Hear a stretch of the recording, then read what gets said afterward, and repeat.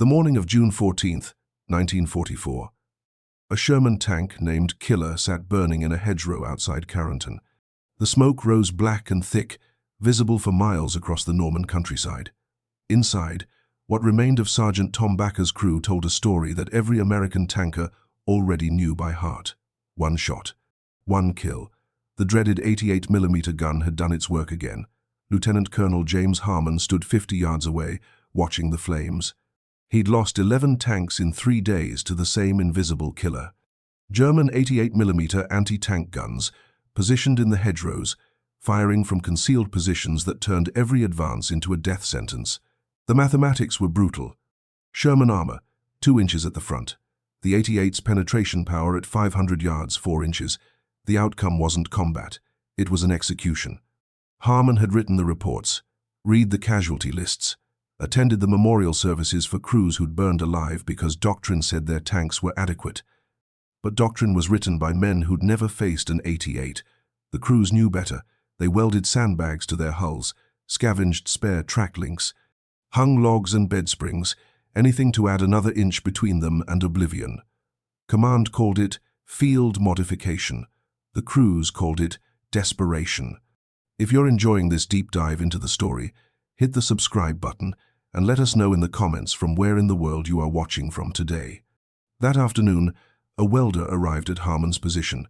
Staff Sergeant Michael Devereaux transferred from the 8th Air Force, where he'd repaired bomber armor. 31 years old, Philadelphia native, worked in the Navy Yard before the war. He'd volunteered for frontline duty, though nobody could understand why anyone would leave the relative safety of airfield maintenance for the killing fields of Normandy. Devereaux had his reasons. His younger brother had burned to death in a Sherman outside Saint-Lô. The official letter said he died quickly. The survivors told a different story. Devereaux walked the tank graveyard that evening. 11 Shermans, twisted metal and scorched paint.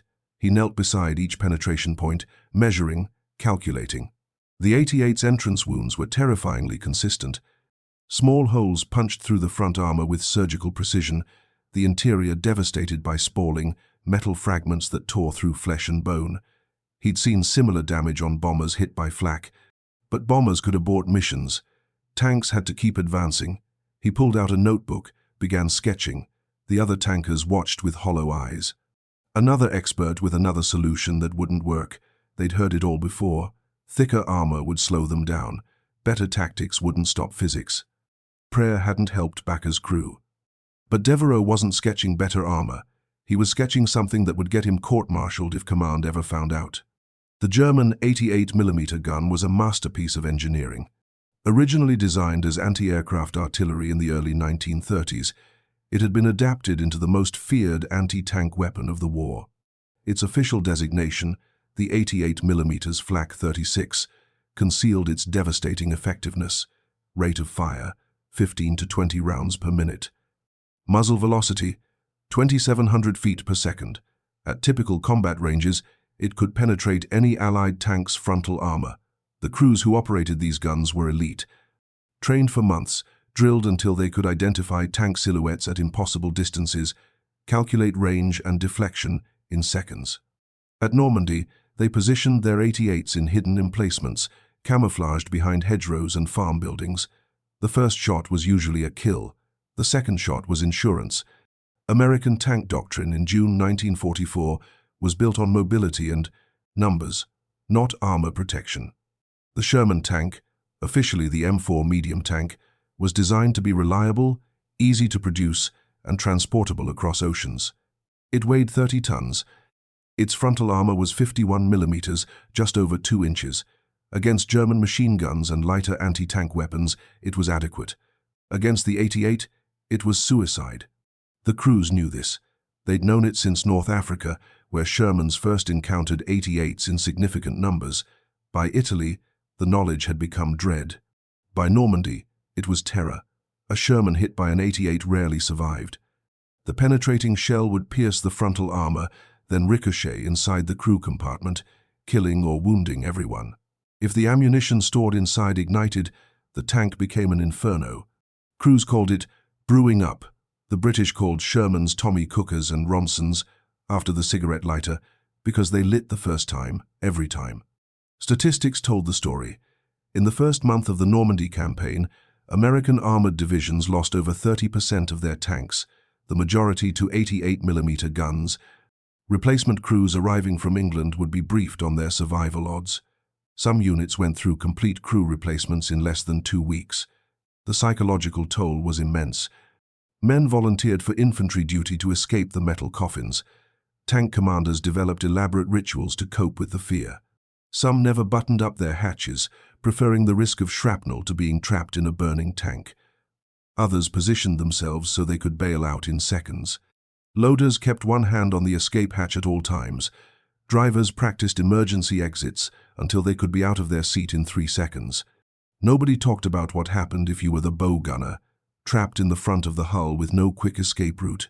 The Army's official response was more training and better tactics. Find the 88 positions before advancing. Use artillery to suppress them. Coordinate infantry and armor. All sound principles that assumed you could see the enemy before they saw you. But the hedgerow country of Normandy made that impossible. The bocage, centuries-old field boundaries made of earth banks and dense vegetation, created a maze where visibility rarely exceeded 50 yards. An 88 could be positioned 20 yards away, completely invisible, waiting. Devereaux understood all this.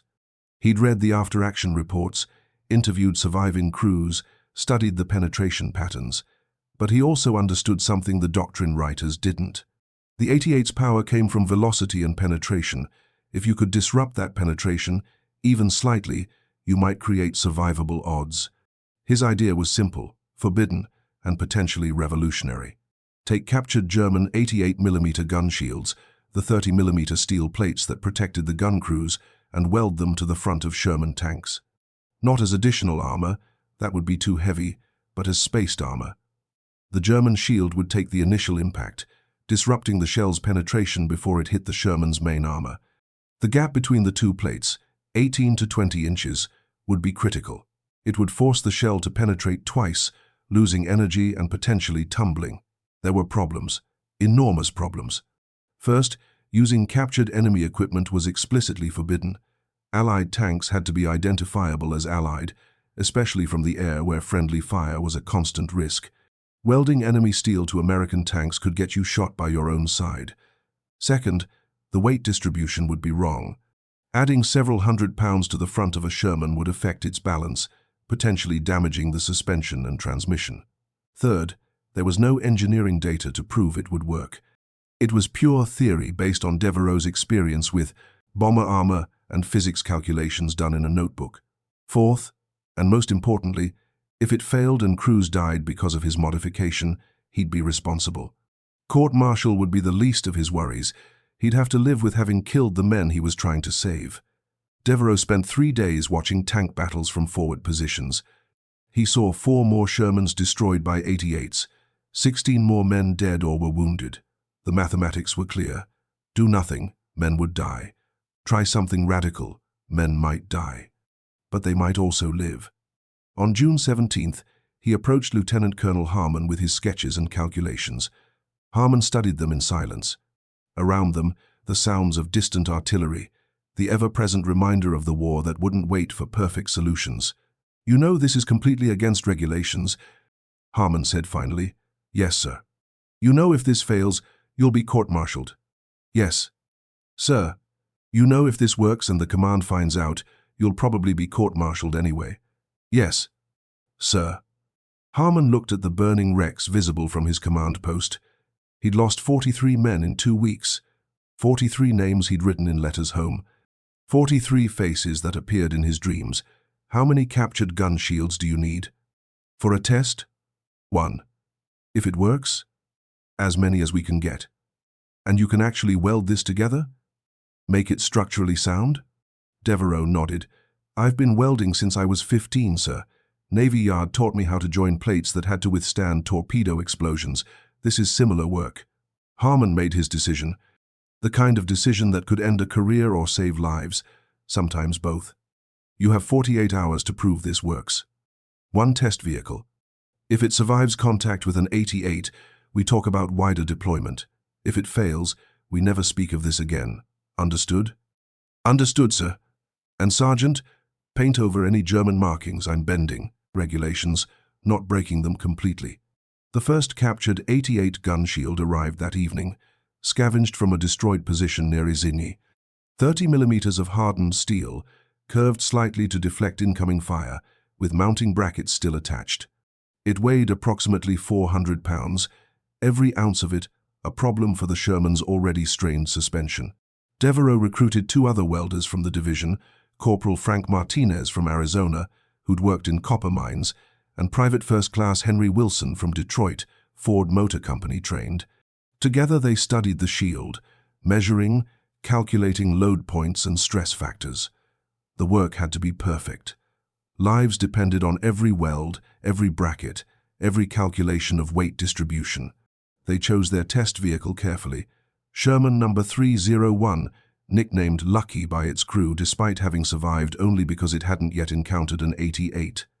The commander, Sergeant Eddie Holbrook from Tennessee, volunteered immediately when he learned what Devereaux was planning. "Anything's better than what we got now," Holbrook said. "Right now we're just targets waiting our turn." The modification took 18 hours of continuous work. First, they had to remove the Sherman's front machine gun to reduce weight and create mounting points. Then came the careful welding of support brackets to the tank's hull. The captured shield had to be positioned exactly 18 inches forward of the main armor, creating the critical gap for spaced armor effect. Too close, and it wouldn't work.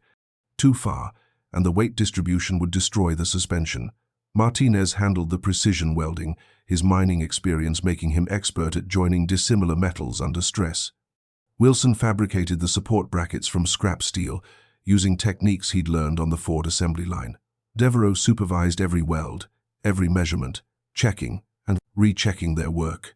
There would be no second chances. By dawn, on June 19th, Lucky had been transformed.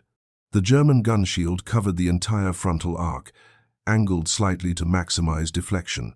Devereaux had painted it olive drab, covering the German gray and any identifying marks. From a distance, it looked like a factory modification.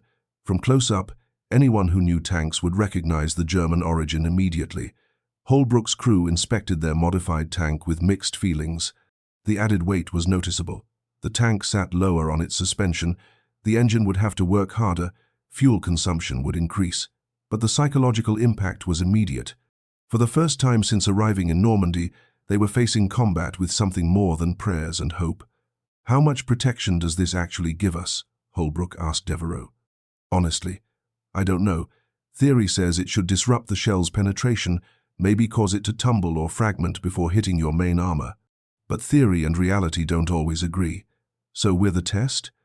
"You're the test." Holbrook looked at his crew. Loader James Peterson, gunner Robert Shaw, driver Michael O'Connor, assistant driver Thomas Grant. All had seen friends burn. All knew their odds. "We volunteered for this," Holbrook said. "Let's find out if it works." The opportunity came sooner than anyone expected. On June 20th, intelligence reported a German 88 position near a village called La Croix. It had destroyed 2 Shermans the previous day, both kill shots from concealed positions. The position had to be eliminated before the division could advance. Standard procedure would be artillery bombardment, followed by infantry assault, but that would take hours and alert the Germans to evacuate. Lieutenant Colonel Harmon had a different idea. Send Lucky forward as bait. If the 88 took the shot and Lucky survived, they'd know the modification worked. If Lucky didn't survive, they'd know it failed and wouldn't waste more crews on the idea. It was brutal mathematics, but war dealt in brutal mathematics. Holbrook received his orders at 0800 hours. "You understand what we're asking?" Harmon said quietly. "Yes, sir. We draw their fire. Either we survive or we don't. I can assign another crew if you want to reconsider." Holbrook shook his head. "We started this. We'll finish it." At 0930, Lucky rolled forward alone. No supporting infantry, no other tanks, just one Sherman with a forbidden modification advancing toward a position that had killed 4 other tanks. The crew was silent, each man lost in his own thoughts. O'Connor drove carefully, keeping their speed steady at 8 miles per hour. Shaw traversed the turret slowly, scanning for targets he knew he wouldn't see until it was too late. Peterson kept both hands on the 75mm shells, ready to load the moment Shaw identified a target. Grant, the assistant driver, sat in the bow, the position with the worst survival odds, and waited. Holbrook stood in the commander's hatch, binoculars scanning the hedgerows. Somewhere ahead, German gunners were watching through their sights, calculating range and deflection. The 88 had a distinctive sound when it fired, a sharp crack unlike any other weapon. Everyone who'd heard it and survived never forgot it. 400 yards from the village, 300, 200. The tension was unbearable. Every second felt like an hour. Then, at exactly 175 yards, the 88 fired. The sound was like the world ending. The German shield took the impact with a scream of tortured metal. The entire tank shuddered, tracks lifting momentarily off the ground from the kinetic energy. Inside, the crew was thrown against their stations, ears ringing, vision blurred. For 3 seconds, nobody knew if they were alive or dead. Then O'Connor realized he could still see. Still feel. Still breathe. "We're alive," he shouted. "We're still alive." Shaw was already traversing the turret toward the source of the shot, muscle memory overriding shock. Target, hedgerow, 2 o'clock, range 175. Fire. The Sherman's 75mm gun barked once. The high-explosive shell hit the hedgerow and detonated, then again and again. Peterson loaded shells as fast as Shaw could fire. They poured destruction into the German position, not giving the 88 crew time to reload or relocate. After the 5th shell, secondary explosions erupted from the hedgerow. The 88's ammunition had cooked off. Flames and black smoke marked where the feared gun had been. Silence returned to the battlefield, broken only by the idling engine of Lucky and the ringing in 5 men's ears. Holbrook climbed out of his hatch on shaking legs, walked to the front of his tank. The German gun shield was destroyed, a massive dent where the 88's shell had impacted, metal folded back like paper. But behind it, the Sherman's main armor was intact, scratched, dented, but not penetrated. The spaced armor had worked exactly as Devereaux theorized. The shell had lost enough energy penetrating the first plate that it couldn't punch through the second.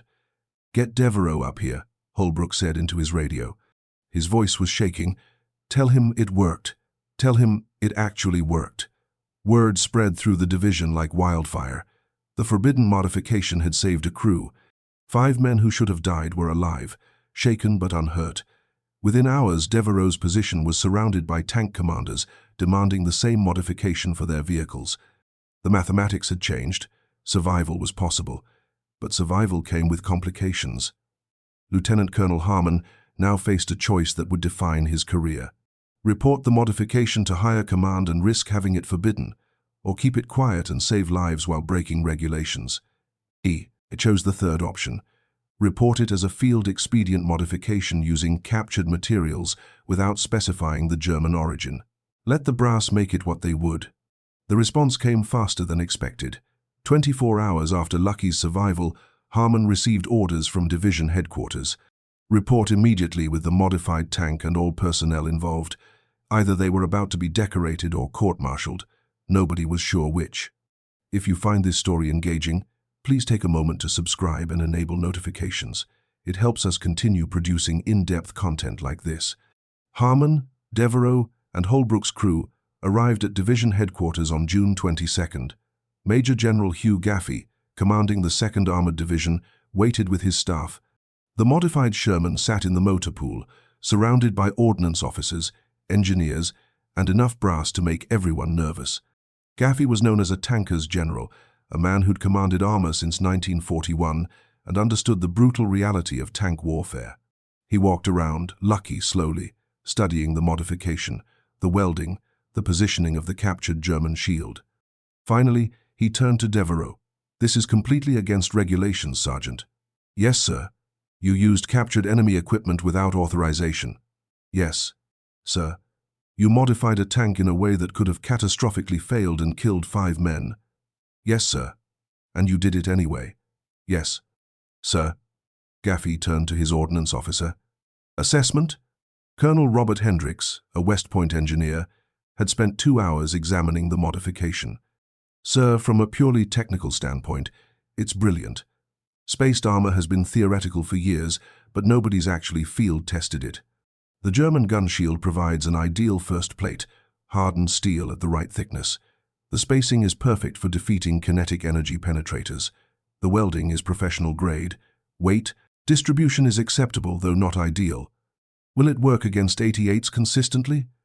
Based on the evidence from yesterday's engagement? Yes, sir. I believe it will significantly increase survivability against anti-tank guns. Gaffey looked at Harmon. Your assessment, Colonel? Sir, I've lost 43 men to 88s in 2 weeks. Yesterday, 5 men who should have died didn't. I'll take those odds, even if it means using German equipment. Sir, the Germans are using our equipment whenever they capture it. I propose we return the favor. The room was silent. This was the moment that would determine everything. Gaffey was old army man who believed in regulations and proper procedure, but he was also a combat commander who understood that regulations written in peacetime didn't always apply in war.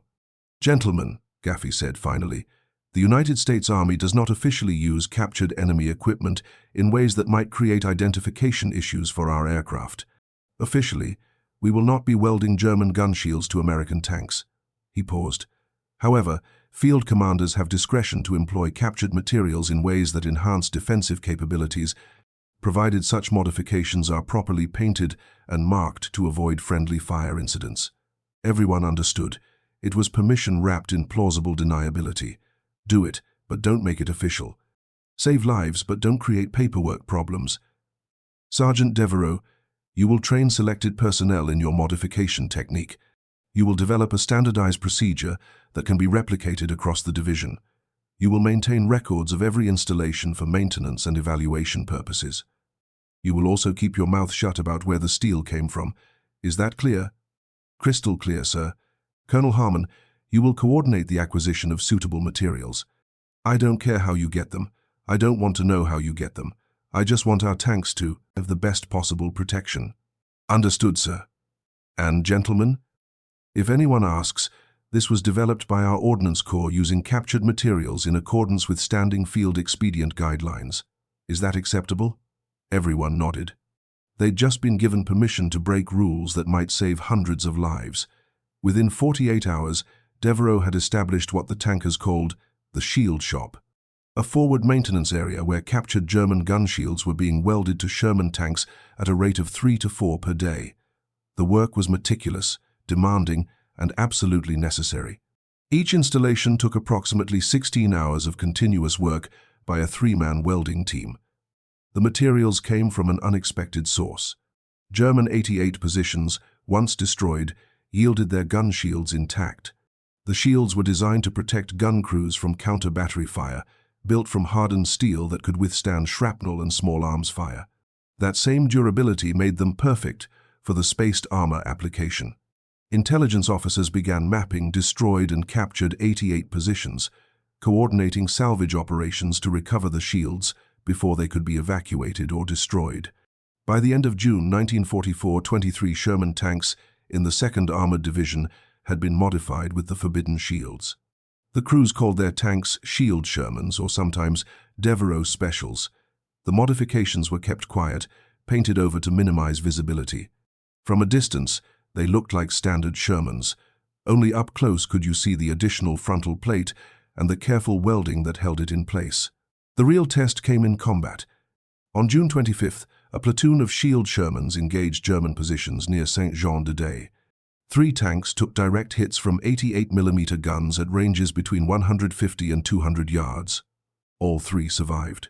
The shields absorbed and disrupted the initial penetration, the main armor held, and the crews lived to return fire.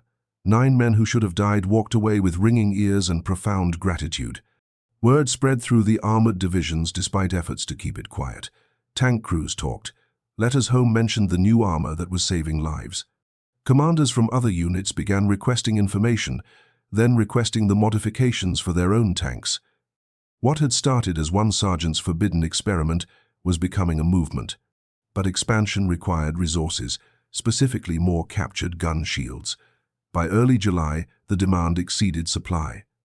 Every destroyed 88 position was being salvaged, but there weren't enough shields for all the tanks that needed them.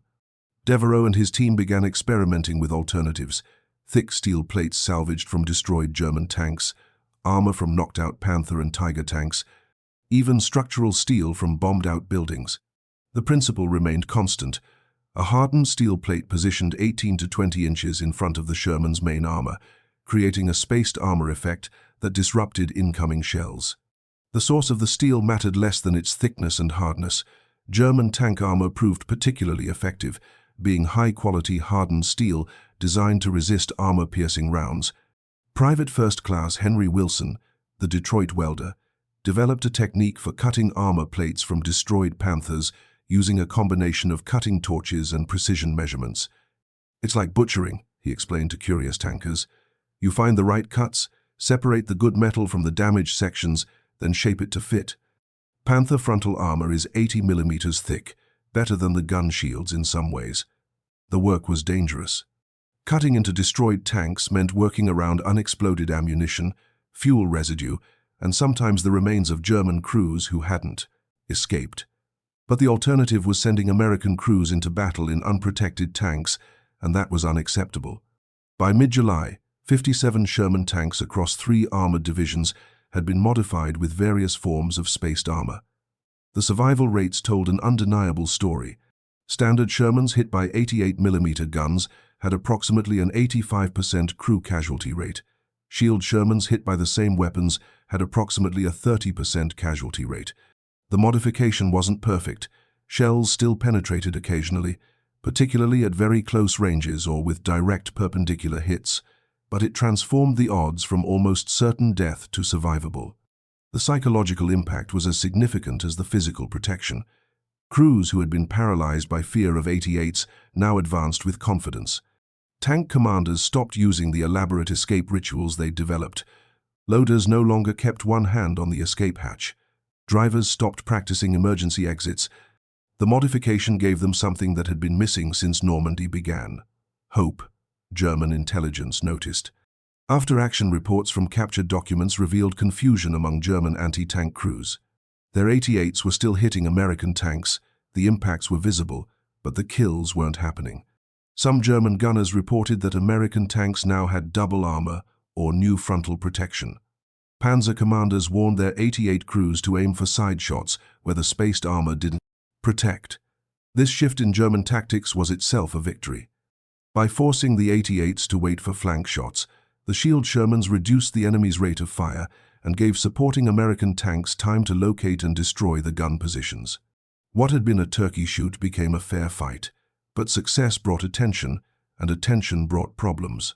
On July 18th, a team of ordnance inspectors from 1st Army Headquarters arrived unannounced at the 2nd Armored Division.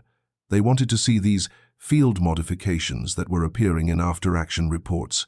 They wanted technical specifications, engineering data, and official authorization paperwork. Lieutenant Colonel Harmon met them with carefully prepared documentation. Every modification was logged as Field Expedient Armor Enhancement using captured materials per Standing Order 47-32, Field Commander's discretionary use of available resources. The language was bureaucratic enough to be plausible, vague enough to avoid specifics. The inspectors examined 3 Shield Shermans. They measured the spacing, tested the welds, calculated the weight distribution. Colonel Hendricks, the division ordnance officer, provided technical briefings emphasizing the sound engineering principles and the dramatic improvement in survivability. He carefully avoided mentioning that the captured materials were specifically German 88 gun shields and Panther tank armor. The senior inspector, a major named Douglas Carter from the Aberdeen Proving Grounds, was skeptical. "This is highly irregular. We have standardized armor packages for the Sherman. These field modifications haven't been tested by Ordnance Corps, haven't been evaluated for structural integrity, and aren't part of any official upgrade program." "With respect, Major," Hendricks replied, "your standardized armor packages are sitting in Maryland, while my tanks are facing 88s in France. We're losing 3 to 4 tanks daily to anti-tank guns. This modification has reduced that to less than 1 per week in modified vehicles. The testing has been done in combat, and the results speak for themselves. Nevertheless, regulations require—" "Major Carter," General Gaffey interrupted quietly. He'd been sitting silently in the corner, letting his subordinates handle the technical discussion. "How many men have you lost to enemy fire?" Carter paused. "Sir, I'm an ordnance officer. I don't command combat units." "That's what I thought. Colonel Hendricks has lost 43 men in 2 weeks. Sergeant Devereaux lost his brother. These modifications have saved approximately 30 lives in the past 3 weeks, based on estimated hit rates. I'm not going to tell my tankers they can't have protection that works because it doesn't have the right paperwork. If you want to court-martial me for that, write up the charges. Otherwise, get out of my headquarters and let us fight this war." The inspectors left that afternoon. Their report, when it arrived 2 weeks later, was carefully worded. Field modifications observed demonstrate initiative and creativity in addressing combat challenges. Recommend further evaluation by Ordnance Corps for potential broader application. No immediate action required. It was permission by omission, a bureaucratic shrug that meant, "We won't stop you, but we won't help you either." That was enough. The Shield Sherman program continued expanding. By early August, approximately 120 tanks had been modified. The work continued around the clock. Welding teams operating in shifts, salvage crews ranging across the battlefield, collecting gun shields and armor plates. The supply situation improved after the breakout from the Normandy hedgerows when advancing American forces overran numerous German positions and captured intact equipment. The human stories accumulated. Sergeant Eddie Holbrook's crew, the first to test the modification, survived 2 more direct hits from 88s before the end of July. Their tank, Lucky, became legendary. Its shield replaced 3 times, its crew surviving encounters that would have killed them in a standard Sherman. Holbrook later wrote, "We owed our lives to Devereaux's crazy idea and Colonel Harmon's willingness to break rules. In war, the only rule that matters is survival." Corporal Frank Martinez, the Arizona welder who'd helped with the first installation, modified 37 tanks before the end of August. He developed improvements to the mounting brackets, better ways to distribute the weight, techniques for using salvaged armor more efficiently. His attention to detail saved time and improved the effectiveness of each installation.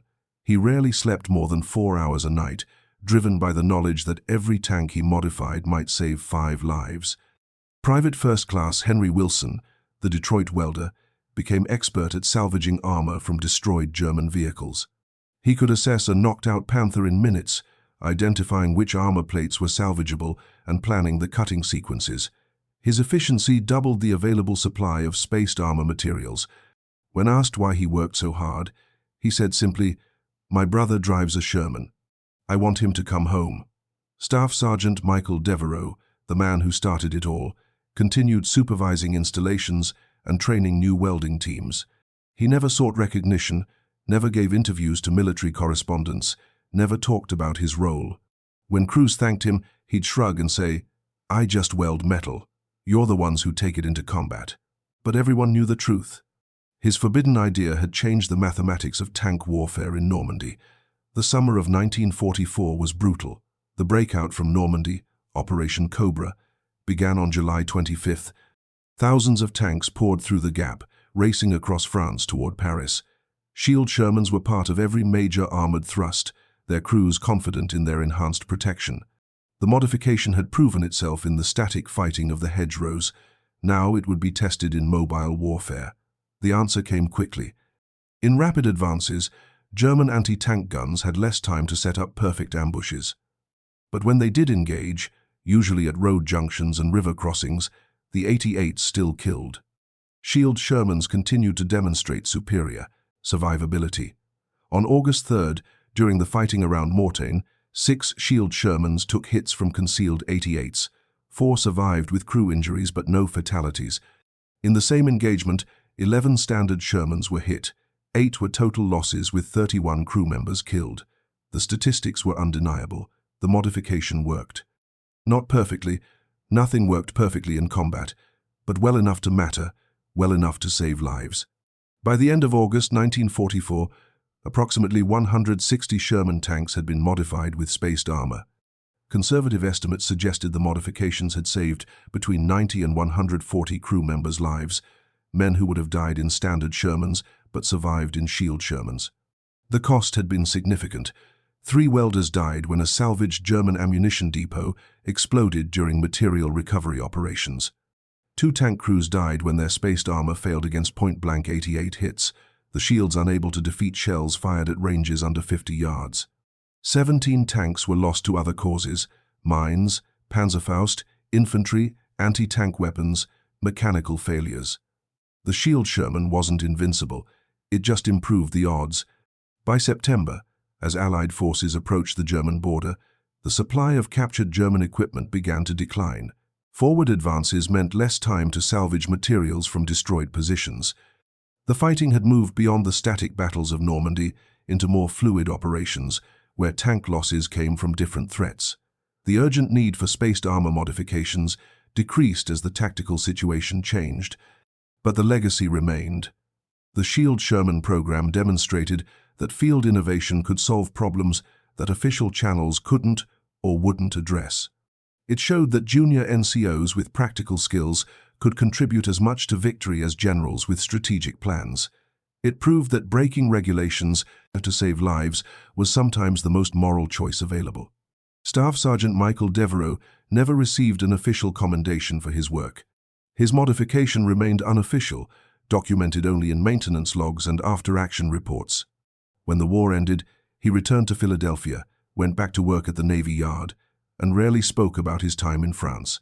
His brother's death had driven him to save other brothers, and that was enough. Lieutenant Colonel James Harmon received the Silver Star for his leadership during the Normandy campaign. The citation mentioned his innovative approach to battlefield challenges and exceptional care for his men. It never mentioned the shield Shermans or the regulations he'd bent. Harmon understood. Some victories weren't meant to be celebrated publicly. General Hugh Gaffey continued commanding armored divisions through the end of the war, earning a reputation as a commander who trusted his men to solve problems creatively. In his personal papers, discovered after his death was a single memo dated June 22, 1944. Approved field modification of tank armor using captured materials. Responsibility mine. Results: lives saved, no regrets. The crews who survived because of the modification scattered across America after the war. Some stayed in touch, reunions where they'd drink and remember the impossible odds they'd beaten.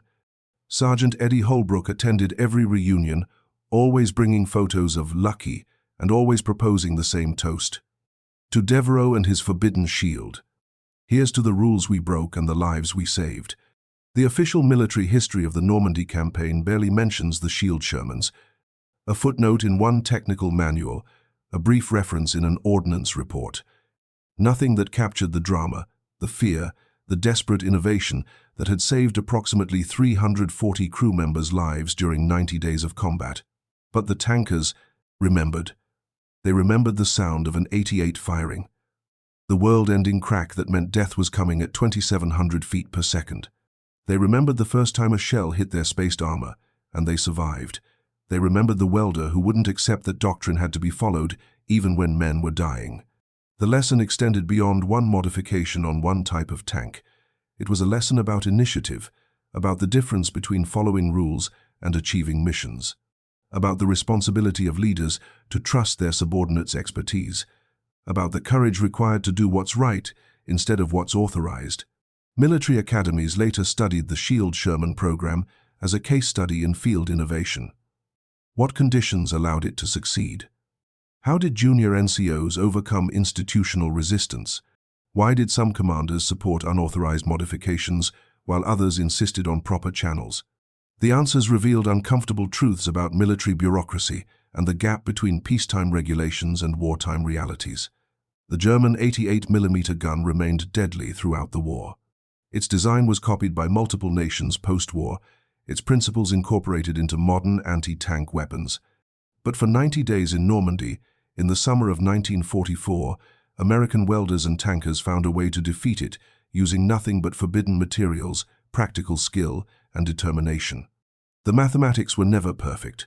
Spaced armor improved survivability from 15% to 70% against 88 hits. That still meant 30% died.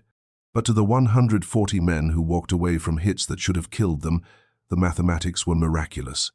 Private First Class James Peterson, loader on Lucky, survived the war and became a high school mathematics teacher in Ohio. He would occasionally tell his students about probability and survival rates, about how small improvements in odds could mean the difference between life and death. He never mentioned where he'd learned these lessons. Some mathematics were too personal to share. Staff Sergeant Michael Devereaux died in 1967, age 54, of a heart attack at the Navy Yard, where he'd worked for 45 years. His obituary mentioned his World War II service but provided no details. His son found a box in the attic after the funeral. Inside were sketches, calculations, photographs of tanks with strange frontal armor, and a single letter from a man named Eddie Holbrook. "You saved my life and I never got to thank you properly. Every day I have with my family is because you refused to accept what everyone said was impossible. Thank you." The Shield Shermans themselves didn't survive. After the war, the modifications were removed during depot-level maintenance. The captured German materials were scrapped or returned to storage. The tanks were returned to standard configuration, erasing the physical evidence of the program. But photographs survived, maintenance logs survived, and most importantly, the men survived. In the Imperial War Museum in London, there's a single photograph from August 1944. It shows a Sherman tank with unusual frontal armor, a crew of 5 men standing proudly beside their vehicle. The caption reads, "American Tank Crew, Normandy, 1944. It doesn't mention that the armor is German, that the modification was forbidden, that the welder who created it was breaking a dozen regulations. It doesn't need to. The smiles on those 5 faces tell the whole story. The final accounting came years later, when military historians analyzed casualty rates and survival statistics. The Shield Sherman program, unofficial and unsanctioned, had saved approximately 340 American lives during 90 days of combat. 340 men who went home to families, who had children and grandchildren, who lived full lives, because one welder refused to accept that nothing could be done. The cost had been comparatively minimal. Some welding equipment, some captured materials that would have been scrapped anyway, and the willingness of commanders to look the other way while regulations were bent. Against that, 340 lives. The mathematics weren't even close. But numbers couldn't capture the full impact. The confidence it gave crews, knowing someone cared enough to try something radical, the example it set for other soldiers facing impossible problems, the demonstration that creativity and courage could change outcomes even in the mechanized brutality of modern war. The broader lesson resonated through military culture long after the specific modification was forgotten. When soldiers face problems that regulations don't solve, do they follow the rules or save lives? When commanders see unauthorized innovations, do they punish initiative or support their troops? When the choice is between proper procedure and practical results, which takes priority? The Shield Sherman program answered those questions in the most direct way possible. Save lives, support innovation, trust your people.